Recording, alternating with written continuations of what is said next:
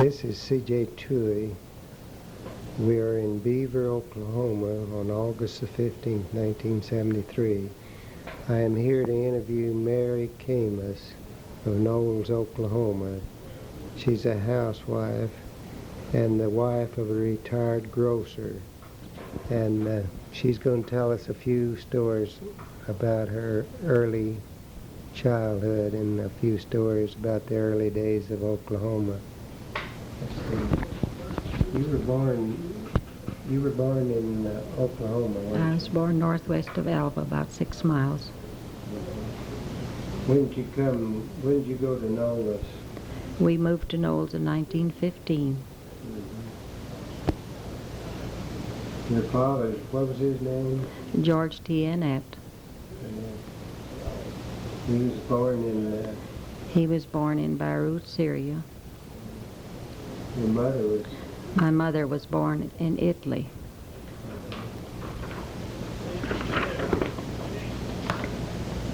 What part of Italy? I don't remember just exactly what town she was born in. Your father came here when he was... My father came to this country when he was about 18 years old, and he got citizenship. I can't remember just what year it was, but... And then he went back to the old country several times and brought people on his citizen papers. But he was in the Cherokee Strip. And then when he came and got old enough, he ran in the Cherokee Strip and filed on a place northwest of Alva. And that's where 7 of us children was born. On that original homestead? On the original homestead, yes, sir. Did he farm that? He farmed it, yes, he farmed it as long as he was able, and then the boys took over. And then... In 1915, I met Sam Camus and married him in Wichita, Kansas. We lived there 9 months, and then we moved to Knowles, Oklahoma, and we ran a store for 28 years. During the drought, we had several hard times and good times. My husband, Sam, he helped several families through the drought in their credits. You mean they were carrying their accounts? Carrying their accounts, and sometimes he had to take a cow or a calf or something to pay for the bill.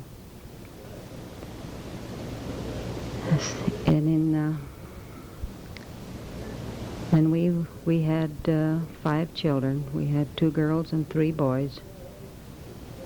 And my 3 boys served in the Army, all 3 at the same time. We operated the store, and then it got a little too much for us, so we sold the store and took on ranching, which my husband started, like I said, from calf here and a calf there on bills that people couldn't pay. And many a time in the store I had to be a midwife. Besides, I have 6 children that I took care of without a doctor.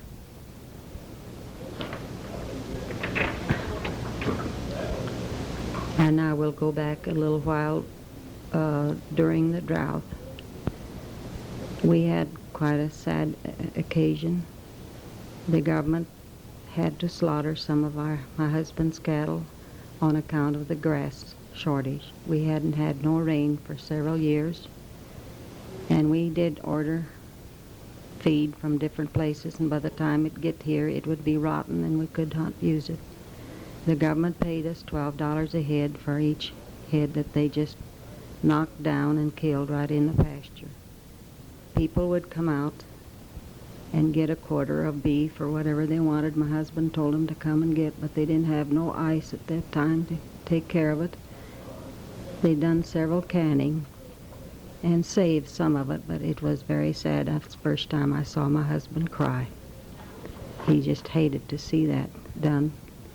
How many head did he lose that way? He had about, they averaged, I think he had 100 head altogether, and they took out 40%.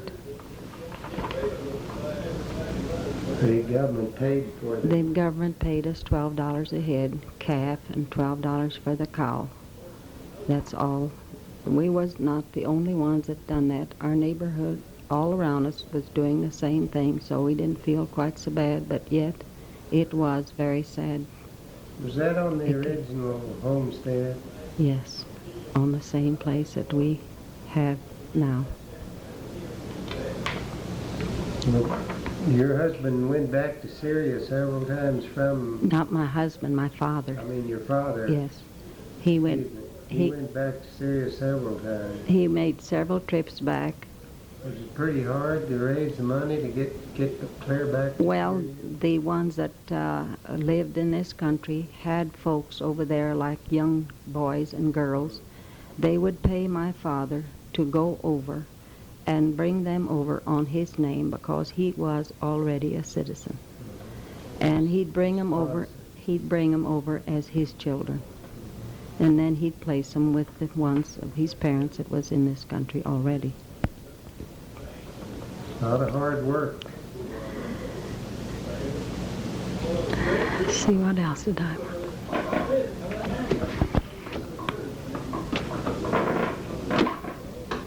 Miss Kingmas, you didn't mention those children of yours. Did one of them go to OU?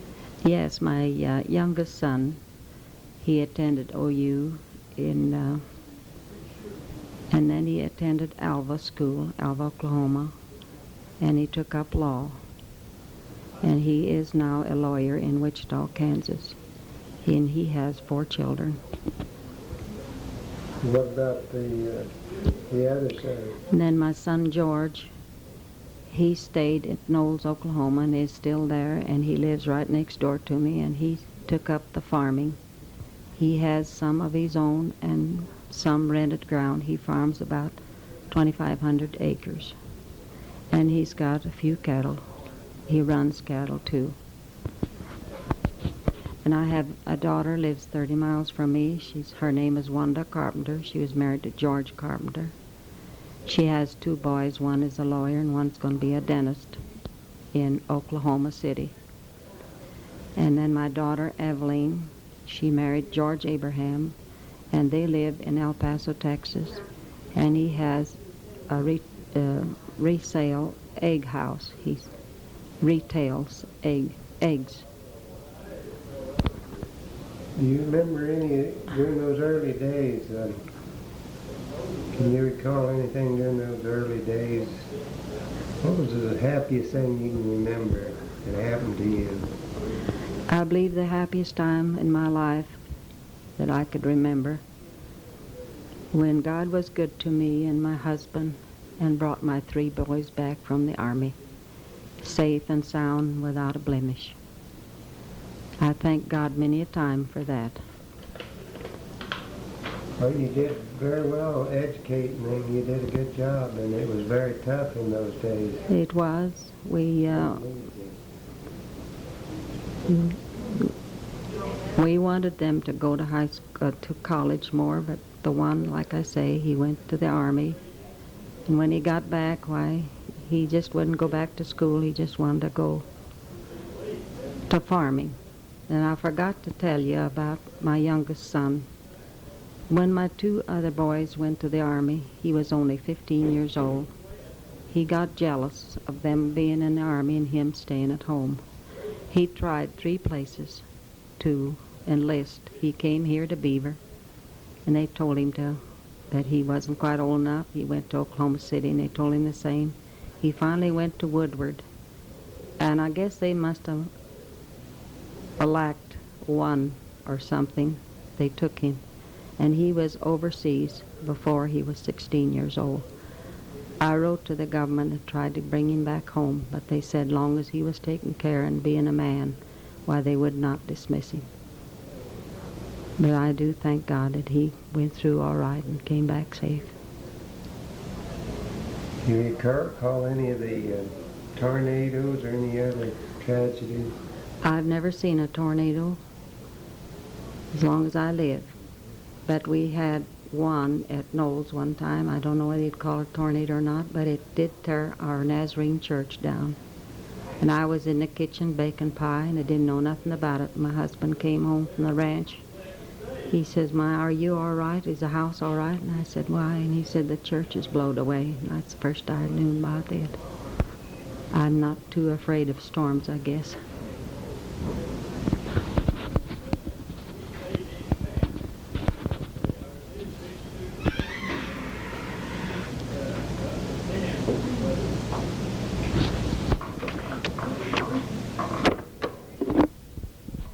Did you say you went to school in Knowles? In a one-room school? Not to know in Knowles. Where was it? I went to school northwest of Alva, where my father had settled on the land. It was a one-room school? One-room school, and it was up to the 8th grade, and I just went up to the 7th and got married. Mm-hmm. You said your father had gone how he didn't have hardly any schooling, did he? No, my father and my husband didn't either. When my husband came from the old country, he was only 9 years old. And when we opened up the store at Knowles, to read, to make a bill for anybody, he'd look at the can and he'd copy it down, and that's the way he learned to write. But he learned to read the newspaper just from experience of himself. He never had any schooling. He had 2 years schooling in Arabic before he came to this country, that's all. They had a lot of determination, didn't they? Oh, he did. He had a lot. A lot of drive. He pushed himself a lot of ways to make a go of it.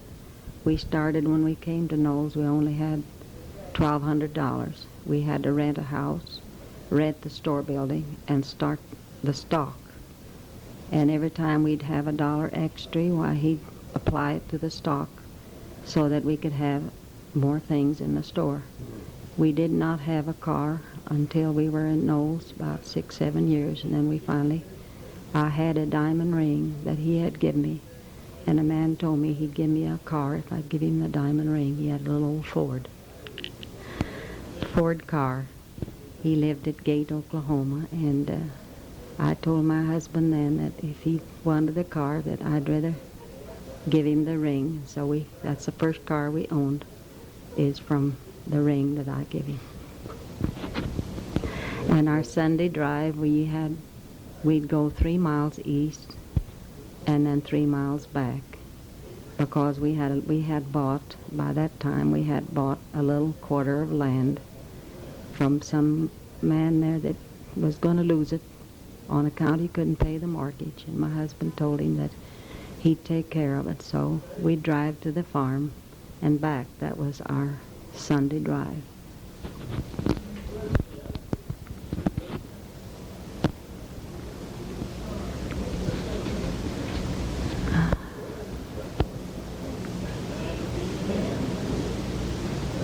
It's probably a Model T. It was a small Model T car.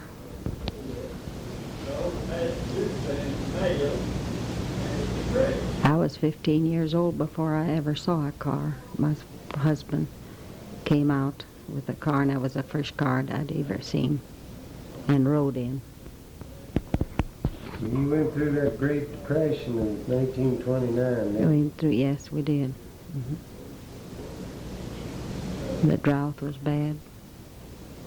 People didn't have any money to pay their mortgages. Lost their land. When we first moved to Knowles, there was 7 stores there.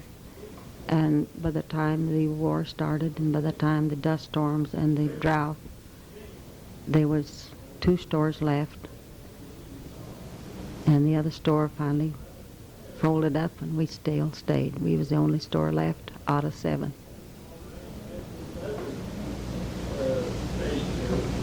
Did you have very many stories told to you about the Cherokee Strip opening? Not too much. No, not too much, no. If was told to me at the time, I have forgotten it. My dad used to tell us a lot of stories, but how he started one time from the old country, and the boat, something went wrong with it, and they were supposed to get to New York in 4 days. And it took them 40 days. And by the time they got to New York, all they had was boiled macaroni. They were eating boiled macaroni. It didn't cost too much for a passage, you know. No, at that time it didn't. And he'd take the freighter, and it was cheaper by coming by freighter. From New York, mostly. And he'd land at New York when we came back. When I was 6 years old, he took the whole family. I don't remember a whole lot of it, but I remember my grandmother, she couldn't stand straight. She had 2 short sticks, and she'd lean over as far as those sticks, and that's the way she walked. And I don't remember too much of the old country, but I remember we had quite a time getting back, too, but we made it all right. But when we got back, our house was burnt down on the farm, and we had to live with my oldest sister for about a year until we rebuilt the house. Quite a shock to find your house. They didn't let us know till we got to New York, and then they didn't want to tell us then, but they finally told us that when we got there that we had to go to my sister's for a while, and they told us about the house being burnt down.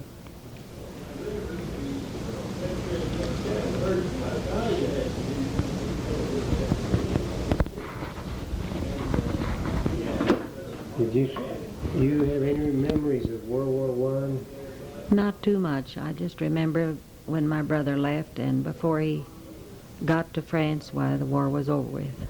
Remember him coming back? Yes, he came back, and we were so happy to see him. We thought we lost him for good because we were so scared of war those days.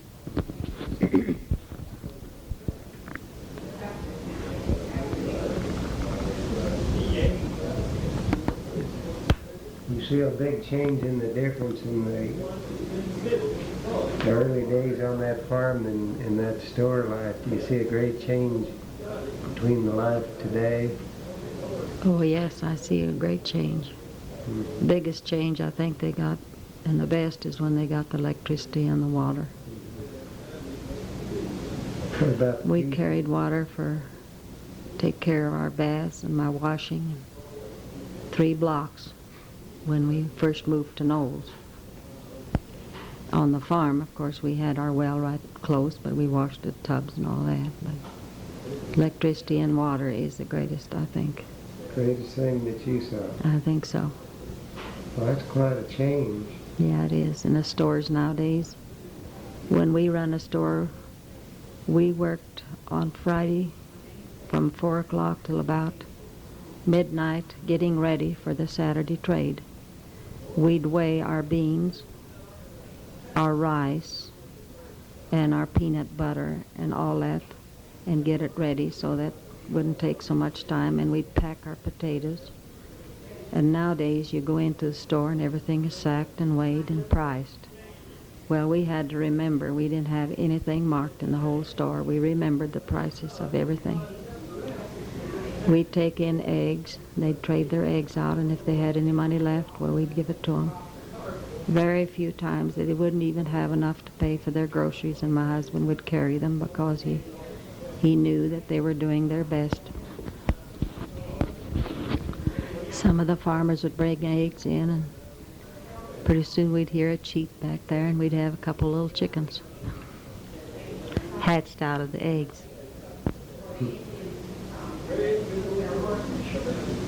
Stores nowadays are a treat to go into. You can see what you're buying, and you can see the weight, and you can see the prices without the clerks going around waiting on you. We had to write down everything they took and bring it to a box and put it in for them. They just give us the order, and we just put it in boxes for them ourselves. That's a big difference. Oh, it's a lot of... There's been much change in the morality of the people since then. Oh, yes, I think so. People have changed a lot. The moral standards are a lot different today. Oh, yes, they're a lot different. I could remember when my father, he'd loan money to people without a contract or anything. They'd say, well, George, your word is good as gold. They'd say the same thing to them. And then when I was married, I married a man, was about the same. He trusted people, he never doubted that they'd ever pay it. If they didn't, why, he'd just mark it off. When we sold out our store, I think we had about $4,000 or $5,000 bills that we just burned up because we knew that the people that owed it to us would never come back, and we just forgot about it. Times now, I think, is a little bit different. So I don't know whether you can trust people as much now as you can then or not. There's been a big change in this permissive society we have today. Oh, yes.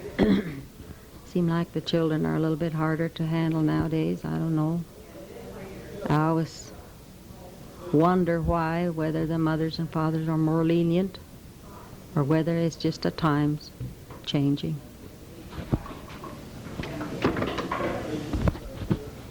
This is C.J. Tuohy, and I am signing off this interview with Mary Camus, a housewife in Knowles, Oklahoma, on August the 16th, 1973. Thank you for the very pleasant interview.